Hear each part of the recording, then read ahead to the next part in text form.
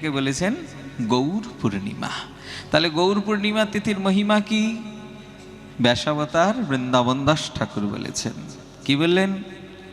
চৈতন্যের জন্মযাত্রা ফাল্গুনী পূর্ণিমা,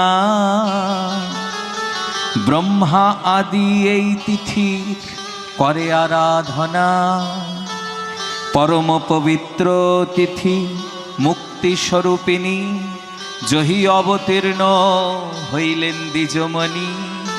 ব্যাসাবতারের কলম।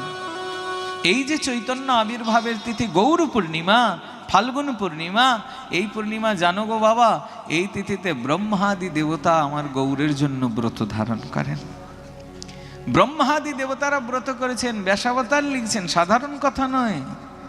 ব্রহ্মাদি দেবতারা এই দিন ব্রত ধারণ করেন, আর সেখানে আমি ব্রহ্মার সৃষ্ট সামান্য জীব, আমি যদি ব্রত না ধারণ করি আমার কি গতি হবে? আমাদের আচার্য চক্রবর্তীপাদ স্পষ্ট বললেন, গৌর জন্ম তিথিং পুণ্যম ভক্তি মুক্তি প্রদায়িনীম প্রদপ্তম পূজেদ ভক্তা কৃষ্ণ জন্মাষ্টমীম যথা, ये कुर्वन्ति नरा भक्त गौर जन्म व्रत परम ते गच्छन्ति परमं धामं सदानंदमयम हरे।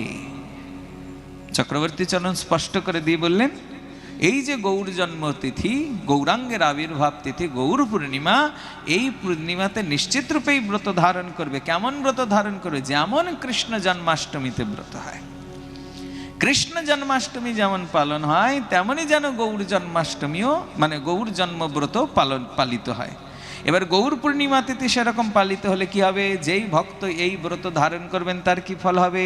তে গচ্ছন্তি পরমং ধামম সদানন্দময়ম হরে, সে সঙ্গে সঙ্গে আমার গোবিন্দের পরমানন্দ ধাম গোলক বৃন্দাবনকে প্রাপ্তি করে ফেলেন।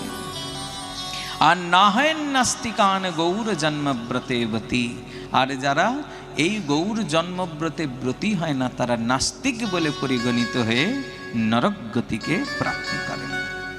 এবার ডিসিশন নিতে হবে আমরা করব কি করব না, তাই না? এর জন্যে গৌর পূর্ণিমাতে বাবা নিশ্চিত রূপেই ব্রত ধারণ করা উচিত। আর বিশেষ করে আমরা যারা বাঙালি, বাঙালির তো অবশ্যই গৌর জন্মতিথিতে ব্রত ধারণ করা উচিত। আমি তো বলবো যদি জন্মাষ্টমীও কখনো মিস হয়ে যায় তাও হলো, কিন্তু গৌর পূর্ণিমা যেন মিস না হয়ে যায়। কারণ গৌর আমাদের প্রাণের দেবতা, আমাদের ঘরের ঠাকুর, আমাদের মতন অভাজনকে কৃপা করবার জন্য গৌর এসেছে। তাই যত যত গৌর শরণাগতি হবে ততই আমাদের কল্যাণ প্রাপ্তি হবে। তো এইরকম গৌর জন্মতিথি বা গৌর পূর্ণিমাকে বন্দনা করি।